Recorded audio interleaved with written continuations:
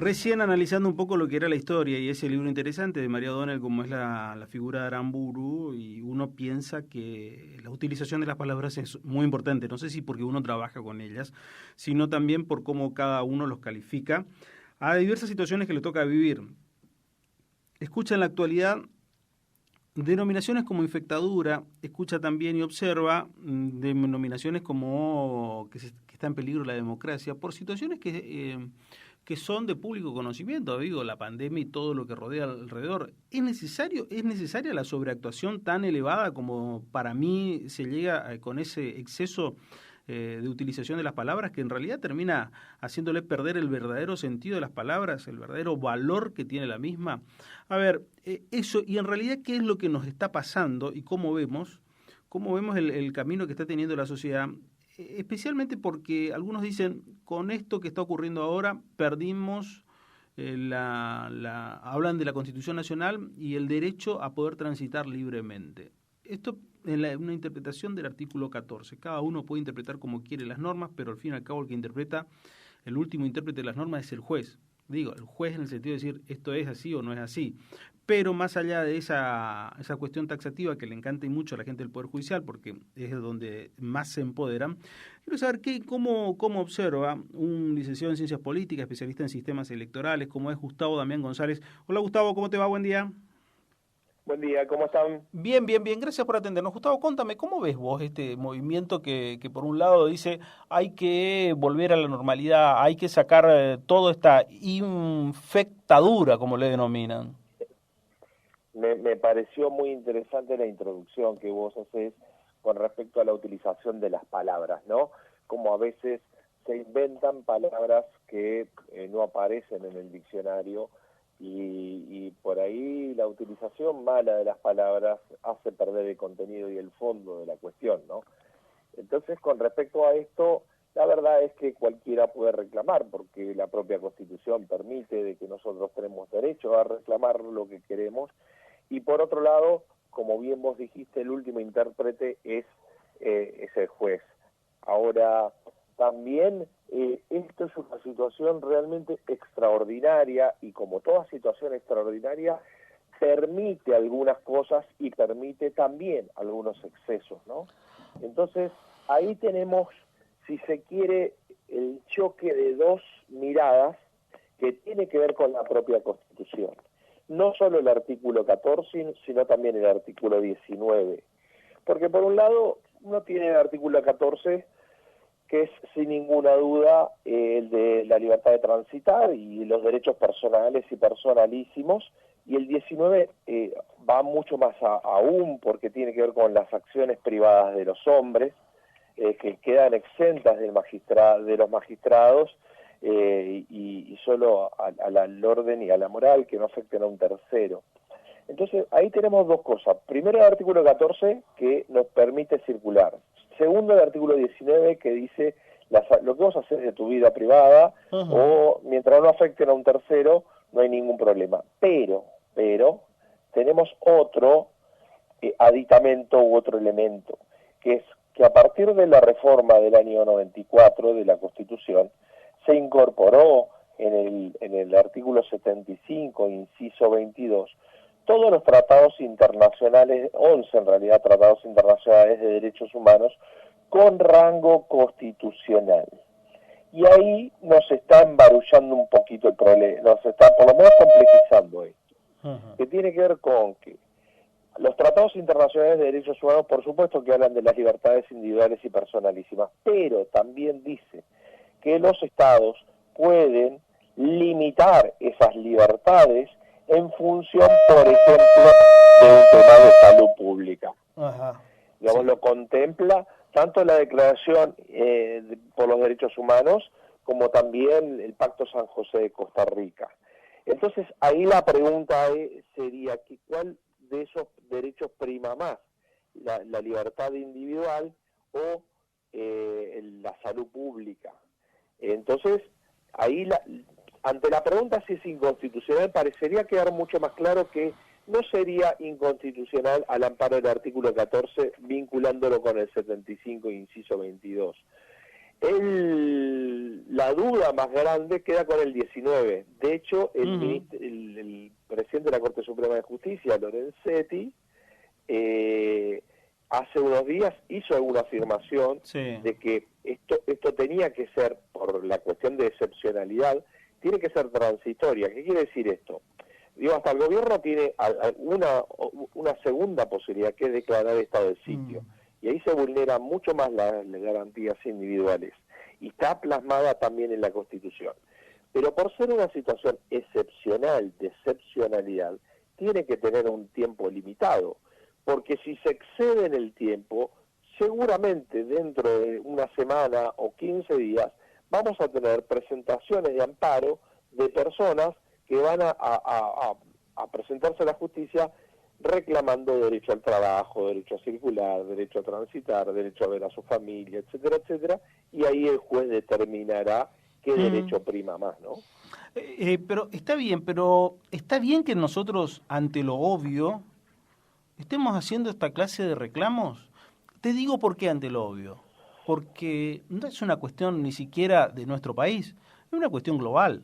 Todo el mundo está padeciendo esto y quienes no transitaron por este camino han tenido consecuencias gravísimas, al punto tal de pérdida de vida en forma notable. Vecinos nada más, miremos cómo está reaccionando Brasil, y otros lugares. Está bien como sociedad decir, hey, escúchame, no, tu argumento no tiene ni siquiera medio de lógica. El hecho de decir que se termine todo esto, todos queremos que se termine, pero también hay una cosa que es real, la gente se enferma y se muere por esto. A ver, Daniel, el derecho a reclamar es Mm. un derecho.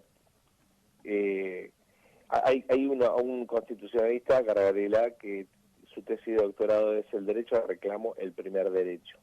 Mm. Vos tenés derecho a reclamar, no sé, porque las gallinas tengan 5 patas. O sea, vos podés reclamar por lo que se te ocurra. Ahora, lo de ayer fue una heterogeneidad. Ayer fue una heterogeneidad. ¿Por qué? Porque por un lado está el inconveniente de aquellas personas que no tienen trabajo o han perdido el trabajo o no pueden salir a trabajar. Por otro lado, gran parte de los que se movilizaron ayer eran personales de la salud, que lo que están reclamando es, bueno, ya que están en la línea de fuego, que le den los elementos necesarios para poder también ellos preservarse, porque gran parte de los que están enfermos son personal de la salud. Y después están, obviamente, los aprovechadores que ante cualquier Claro. situación Mm. usan una oposición para manifestar. Entonces, derecho a reclamar, tenés derecho a reclamar de lo que sea, cualquier cosa, y Sí. después está la legalidad y la legitimidad de ese reclamo, ¿sí? Ayer, la verdad, ayer y toda la semana hubo movilizaciones en Córdoba, en el conurbano bonaerense, en la capital federal, con lo cual hay por lo menos, hay algo para atender, ¿no? Mm. En principio me parece que lo que hay que atender es la heterogeneidad de nuestro país y si los casos están en el conurbano y en la capital federal o en los lugares donde está más focalizado, bueno, me parece que las políticas públicas deberían ir en esos lugares en una dirección y aquellos lugares donde no está, por lo menos en el corto plazo, ni están teniendo ningún tipo de dificultad, bueno, las políticas públicas deberían ser de otra manera. Pero ahí ya nos metemos en otro terreno que tiene que ver con decisiones políticas, ¿no? Con el Sí. terreno de la legalidad y la legitimidad, la verdad es que la gente tiene todo el derecho a reclamar lo que Sí, sea, ¿eh? y después el Estado tomará las medidas necesarias y suficientes. Yo Mm. no soy de la capital, soy de Berazategui, que es conurbano, pero trabajo en la capital, yo doy clase en las universidades, Ujú. y el eterno problema es de los cortes que hay permanentes. Sí. ¿Vos tenés derecho a cortar una calle? Sí, tenés derecho. Y vos ves a veces algunos cortes que Mm. son realmente por demandas o que son insignificantes o que atienden a un a un grupo minúsculo de la población, y otras que son importantes y atenta a eso con la libre Mm. circulación también. Entonces ahí también hay un juego de tensión permanente entre tu libertad de transitar y la libertad que tiene de manifestar las personas, ¿no? Sí, a ver, dos cosas me queda decirte. Primero es que noto en ti una enorme generosidad al decir que lo de ayer fue una heterogeneidad, cuando en realidad yo lo miraba como una trampa en la cual se escudaban algunos reclamos justos, que puede ser el tipo que quedó sin trabajo, que puede ser aquel personal de la salud también aplaudiéndolo, y otro en realidad el que se aprovecha de eso para tener una oposición boba, digo. Eso es una heterogeneidad. La Sí, heterogeneidad es el reclamo justo de los empleados de la salud o de los mm, médicos que reclaman por cuestiones que tienen que ver con lo sanitario. mm, Aquellos miembros de la clase media o de grupos de monotributistas que no están amparados bajo el decreto, sí, por lo tanto no pueden trabajar. Y después los aprovechadores de siempre. sí, Eso, sí, sí, eso sí, es una heterogeneidad de una demanda bueno, eso siempre ocurre en cualquier tipo de sí, demanda. Está aquel que está súper convencido, aquel que tiene los objetivos claros, aquellos que van porque son manifestantes consuetudinarios, y otros que van con el aprovechamiento político. sí, Esto sí, sí. ocurre en todos los lugares del mundo, en todas las manifestaciones del mundo, algunas con más legitimidad que otras, Sí. obviamente. Ahora, esto que nos está mostrando la sociedad, este camino que está, algunos marcan como los derechos individuales, en realidad no estamos mostrando el exceso de individualismo, esa suerte de derecho individual por sobre el derecho colectivo, el derecho a mí no me dejan ir a trabajar, por más que sea notorio el contexto, y reitero, no local, sino a nivel mundial de lo que está ocurriendo. No tengas ninguna duda. De hecho, para mí lo que está de fondo, la tensión de fondo es una tensión ideológica política, pero no política en términos de política partidaria. Y es más, en términos de mirada, inclusive, digamos, por lo que ustedes me consultan, que es de la Constitución. La Constitución Mm, tiene varias reformas que tiene que ver con la incorporación de derechos a través del tiempo. Por ejemplo, si vos mirás los primeros artículos, que el 14 que estuvimos hoy hablando y el 19, claramente es un artículo liberal. El liberalismo parte de esa concepción individualista egoísta. No estoy haciendo un juicio de valor, digo, esto John Locke, Tocqueville, todos los autores clásicos liberales empiezan a partir de tu derecho individual y que la sociedad es la sumatoria de todos los derechos individuales. mm, En el año 57 hubo una reforma importante, que es el artículo 14 bis, que mm, es el de los derechos de los trabajadores. Entonces ahí la Constitución incorpora algo que tiene que ver con que, no es solo derecho individual, también hay desigualdades, y entonces los derechos económicos y sociales y los derechos de los trabajadores tienen que ser amparados de una manera particular. Y en la mm, reforma del 94 se incorporan los tratados internacionales con derechos humanos, amparo, habeas corpus, habeas data, porque hay una nueva concepción del constitucionalismo que tiene que ver con una nueva concepción de derechos y que tiene que ver con esto que usted dice. mm. De hecho, hasta inclusive uno observando el artículo 19 que dice, bueno, mientras mi acción privada no afecte a un tercero. Mm, ¿Cómo es esto? Si yo salgo a la calle, ¿no estoy afectando a un tercero o hay alguna posibilidad de que yo afecte a un tercero porque puedo ser un asintomático y yo puedo apelar a mi derecho individual a pasear al perro por la vuelta de mi casa, pero resulta que yo tengo el coronavirus y sin querer y sin saberlo afecté a un tercero? Bueno, ahí hay mm. una tensión entre derechos individuales y derechos colectivos. Por eso es que hay una situación de emergencia. La situación de emergencia te está diciendo, mire, ¿me escuchan? Sí, yo te estoy escuchando atentamente. Perfecto, Sí, perfecto. no, no, no, no. La situación de emergencia, de excepcionalidad, es Sí, justamente eso. Es una sí, excepcionalidad. Es claro, cuando vos tenés una catástrofe. Vos decís, claro. bueno, en este momento está sucediendo algo Mm, terrible en el mundo y en la Argentina también. Entonces, ¿sabe qué? Quédese en su casa durante 20 días, 30 días, ujú, porque eso nos beneficia y nos va a beneficiar al colectivo.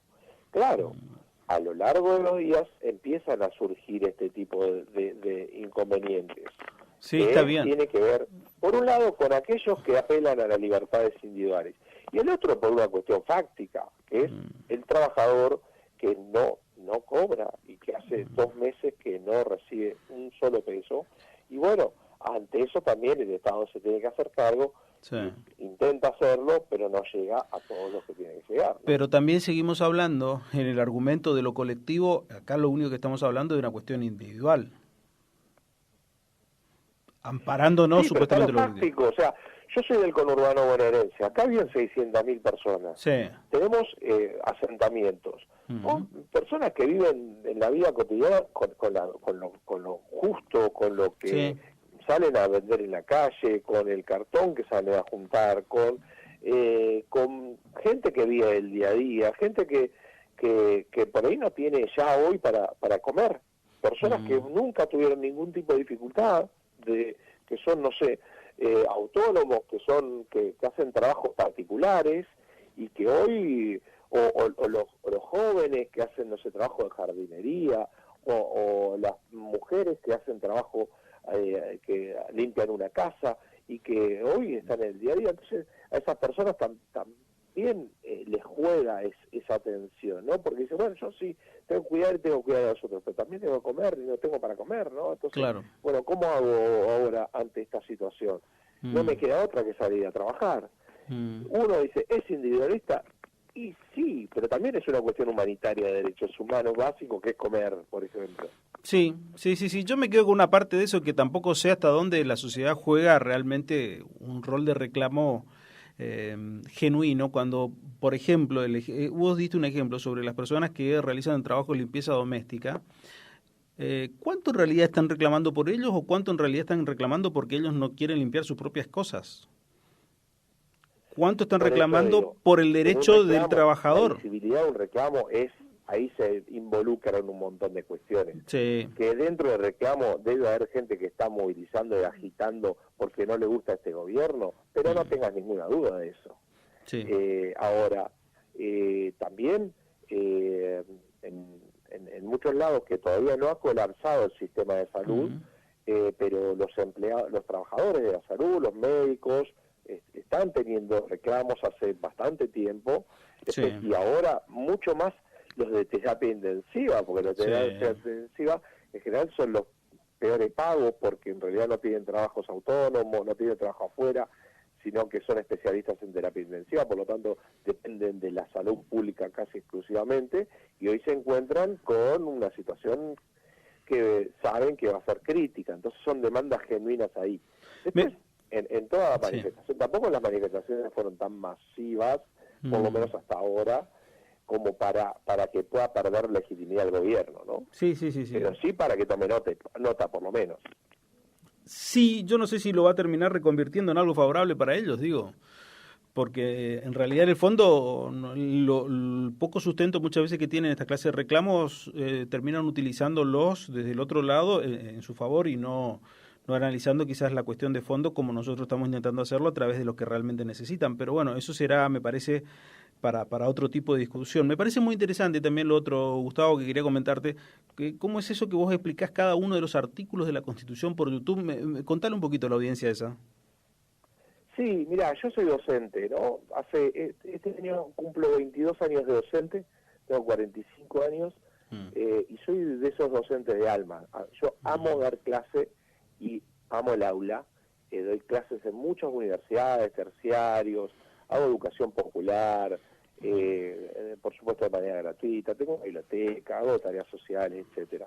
Y cuando empezó esto de la pandemia, digo, bueno, no voy a tener a mis chicos en el aula, no los voy a ver. Y me agarró medio un síndrome de abstinencia de dar clases, ¿viste? Entonces empecé a pensar a ver qué hacía en esta situación de estar en tu casa, ¿viste?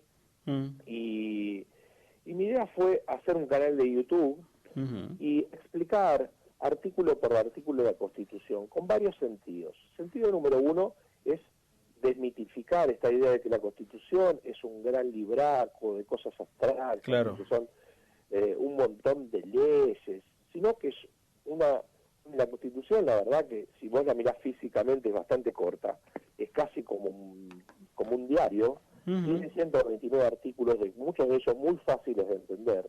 Entonces mi idea es de una manera bien pedagógica, bien llana, sin perder la tecnicidad, sin perder esto que vos, por eso me gustó como empezaste la nota sobre la cuestión de las palabras.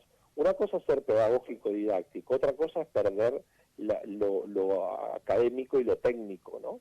Entonces la idea es que los chicos que hoy están en su casa y que los docentes le mandan a hacer tareas, por ejemplo, de la Constitución, o de derechos, o de pandemia, bueno, que escuchen a alguien que les explica uno por uno los artículos de la Constitución. Empecé explicando el preámbulo, ya voy por el artículo 75, hoy voy a grabar el inciso 23, y voy a llegar a los 129 y después voy a ir profundizando sobre cada uno de ellos. Entonces, por un lado, el sentido es eso, de decir, bueno, simplificar la Constitución. ¿No leíste nunca la Constitución? Bueno, escucha a un profe que te está explicando uno por uno los artículos de la Constitución. Segundo, darle una mano a los estudiantes que están en su casa y que por ahí sus papás no pueden darle una mano porque no tuvieron la educación, porque no pueden, por diferentes motivos que no pueden darle una mano, y bueno, que les sirva para esos estudiantes. Y tercero, tan importante como los otros, yo estudié en Jardín de Infantes Primaria, estudié en la escuela, en el Jardín de Infantes, público, en la primaria pública, en la universidad, en la secundaria pública, hice 2 carreras universitarias en una universidad pública, posgrado, maestría y doctorado, todo en la escuela y en la educación pública. Es decir que todos tus vecinos de aire corriente pagaron los impuestos para que yo y muchos otros de nosotros nos eduquemos de manera gratuita para nosotros, pero que la sociedad ha hecho muchísimo, hablando de solidaridad, todos los laburantes del país hicieron muchísimo para que nosotros, que somos profesionales, podamos educarnos gratuitamente en la universidad.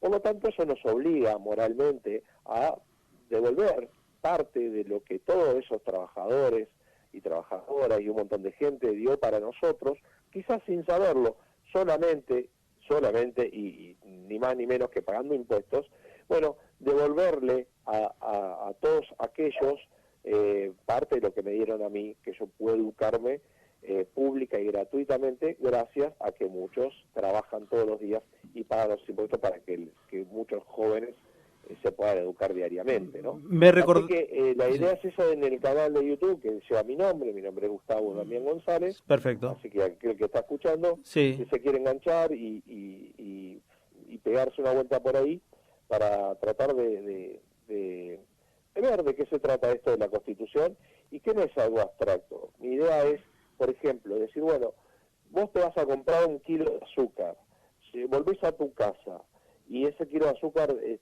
pesa 800 gramos y no 1 kilo. ¿La Constitución me dice algo de eso? Y sí, la verdad es que sí. La Constitución incorporó los derechos de consumidores y usuarios. Ahora esto, digamos, vos creés que está vulnerado un derecho. La Constitución dice algo de lo tuyo, bueno, hemos dicho, artículo 14, 19, acciones de amparo, y la Constitución tiene que ver con vos, con tu vida cotidiana. No es una abstracción ni cosa de abogado, ni cosa de leyes extrañas que nadie entiende, sino por el contrario tiene que ver con tu vida cotidiana. Es el reglamento que nos rige la vida en sociedad, principalmente. Exactamente. Te mando un abrazo. La verdad es que si vos lo popularizás en el sentido de encarnizarla, ¿no? De decir, bueno, esto que vos estás haciendo en este momento, estar enfrente de un micrófono y tener una herramienta re poderosa. Habla de vos la Constitución, y claro que habla de vos la Constitución. Si habla de tu derecho a opinar, de expresarte libremente, de no tener censura en la prensa, de la libertad de expresión en todos sus sentidos. Entonces está hablando de vos, está hablando de mí, está hablando de los trabajadores, está hablando de los empresarios, está hablando del Estado, está hablando de por qué la Argentina es una república. Es decir, la Constitución es, como vos decís, lo que nos rige en nuestra vida cotidiana, no es un abstracto. Gustavo, un abrazo, gracias. Abrazo grande, buena semana. Gracias igualmente, Gustavo González, Gustavo Damián González, así puede encontrarlo en su canal de YouTube.